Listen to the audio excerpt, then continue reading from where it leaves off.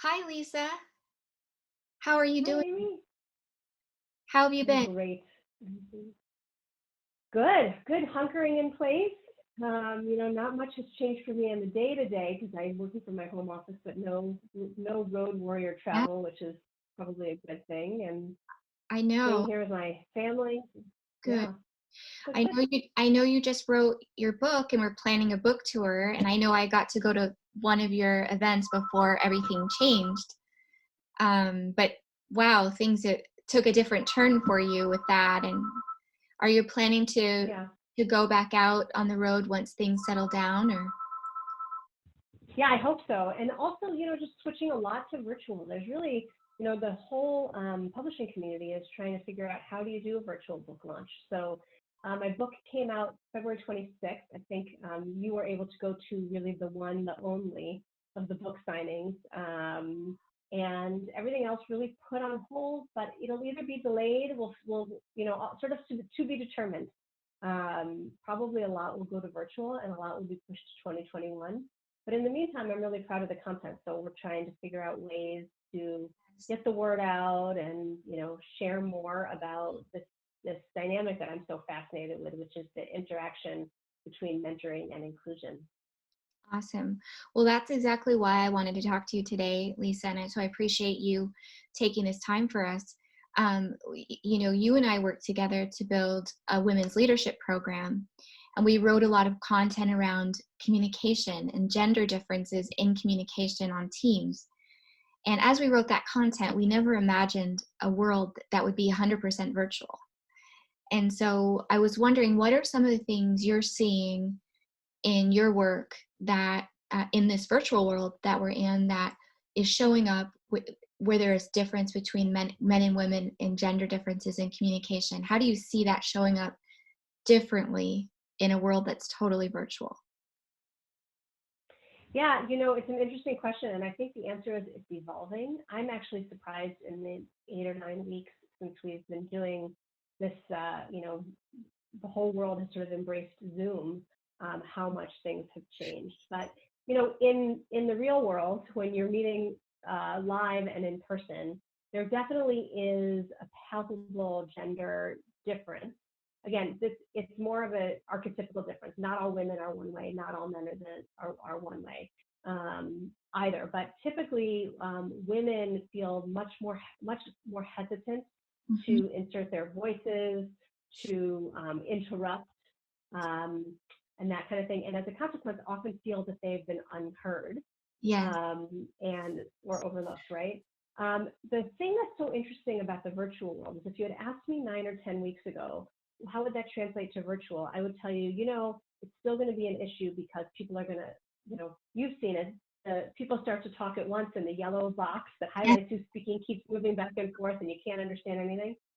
But I think what people are finding is that they are able to lean into the awkwardness of the communication. And then one of the ways that I think women can, well, first of all, embracing just the tool, the chat box, the hand raising, and using those tools at the beginning of the meeting to say, you know what, I know it gets kind of awkward. Sometimes we might interrupt each other. Let's use these tools so we'll make sure all voices are heard. That's a great thing to do.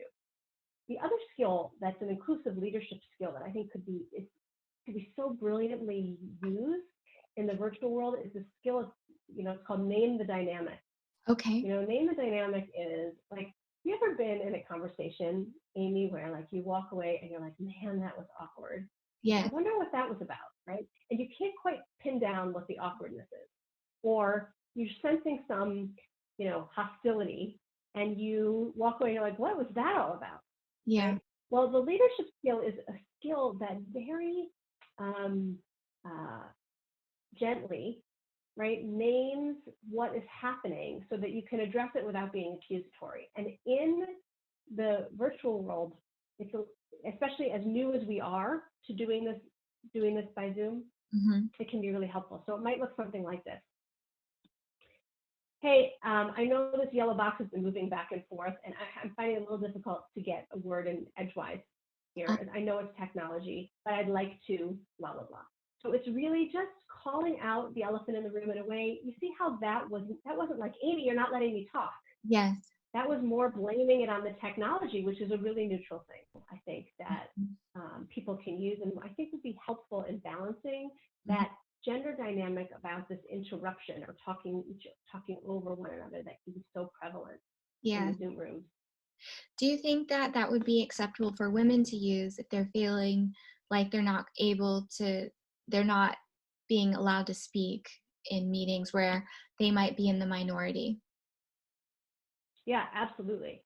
I think it's really, really helpful for women to use. I also think it's important not to bury that. If that's something that's persistent, Hmm. the tool that I gave is not a solution, right? The tool that I gave is just a tool.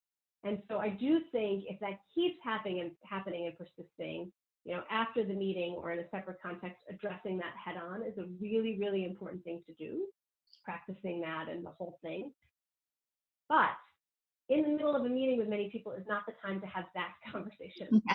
It's the time to manage that dynamic so you can have your own voice heard. So it's really a both and. The danger in a virtual world is that, when you're done, you shut Zoom and you're on to the next thing, and then you just kind of let it go until the next time and the next time. So it's still important to tackle that and to stop that cycle. But that's a tool women can use. Yeah. Men can use it too, but I think it'll be particularly helpful for women. Yeah. A lot of people think that it's just a stereotype that men and women communicate differently in general. What do you think about that? Yeah, so I think that's a great question. There's a difference between an archetype and a stereotype, right? An archetype is information. Well, let's start with stereotype, right? A Hmm. stereotype is this thing that we do where we take a little bit of information and we make a broad generalization and assume that it applies to everybody. Right. An archetype is almost the converse of that. An archetype is when we take information and we use it to notice differences Hmm. or notice things that happen, notice dynamics that happen. Hmm. So there actually is a lot of data Hmm. that men and women tend to communicate differently. Again, there are women who fall outside of those archetypes. There are men who fall outside of male archetypes. So it's just information that's good to know and important to know as you think about dynamics. It's not there to make judgments, but it's not just a stereotype. It really is an archetype. It's supported by all sorts of research. When you look at the majority of women and how we tend to interrelate, there really is a dynamic both in our body language, how we hold ourselves. When we step in, a lot of women will wait until they feel 100% competent and confident to step in and say something, as opposed to stepping in order to feel confident, which is something that men tend to do. Yeah. So this dynamic of being on a Zoom with a lot of boxes, and women might hesitate to speak up, men might speak up more. Um, what would you tell men to be aware of as they're communicating in the virtual environment, and what would you tell women to be aware of? Yeah. Well, that's such a good question. So what would I tell men to be aware of? I think I would tell men to be aware of the pause and Mhm. to insert the pause. Mhm. And the reason they should be aware of the pause and to deliberately pause when and by that I mean when you're done speaking, I Mhm. do a 1, 2, 3 silent count in my mind, and then I start in, as opposed to, you know, Yeah. jumping in, right? Yeah. And really inserting that. It's because it allows all voices to be heard as opposed to just the loudest voice, right, Mhm. to be heard. Plenty of loud women, by the way, but it's just in terms of women's reticence to move forward. For Mhm. women, I would say embrace the pause. Mhm. When there's a pause, really embrace that. The other thing I would say to women is don't fall into the trap of turning off your camera because you Oh. don't think you look right or your office is too messy or anything like that. Yeah, because Because we're balancing so many things. Like right now, I'm talking to you from my bedroom because my home office is being used. So, but we're making it work. And so, yeah, why do you think the video is so important? I think in order to be seen, you have to be seen, right? As it sounds like Yogi Berra. But in order to be seen, you have to be seen. Mhm. And there is no substitute for live, but Mhm. this is the best that we have. Yes. And if you are downgrading the quality of your communication by taking out the sensory experience of Yeah.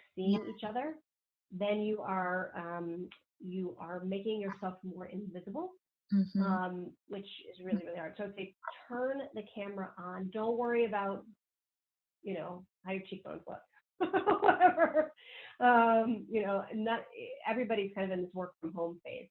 Yeah. But, I think one of the most beautiful things about that I think is happening in this time, Amy, is that when we see each other in our native and our home environment, Yes. and you see, a kid nearby or a favorite painting or your favorite flowers on somebody's desktop or, a goofy drawing by somebody's kids or even like the messy coffee cup, there is a sense of intimacy and bonding Yeah. that happens in relationships Yes. that we just can't get in our over cleansified workplaces.